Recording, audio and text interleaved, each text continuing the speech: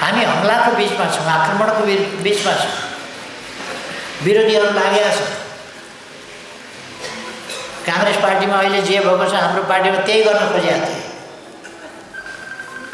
1 वर्ष अगाडि नै महाधिवेशन गरेर हल्ला भरङहरूको तुवालो चिरेर शेरबहादुरलाई जसरी बलजफ्ती निष्कासन भनेर उनीहरूले अहिले गरेका छन् त्यस्तै त हाम्रो पार्टीमा नि गर्न खोजेका थियो नि त। कारबाही हुनुपर्छ, जिम्मेवार बन्नुपर्छ, यो अनुहार अगाडि लगाएर हिँड्न सकिँदैन भनेकै थियो। त्यसो भए जनताले फैसला गरौँ, कार्यकर्ताले फैसला गरौँ भनेर 1 वर्ष अगाडि नै महाधिवेशन तानेर हामीले महाधिवेशन गरेर एउटा फैसला गऱ्यौँ।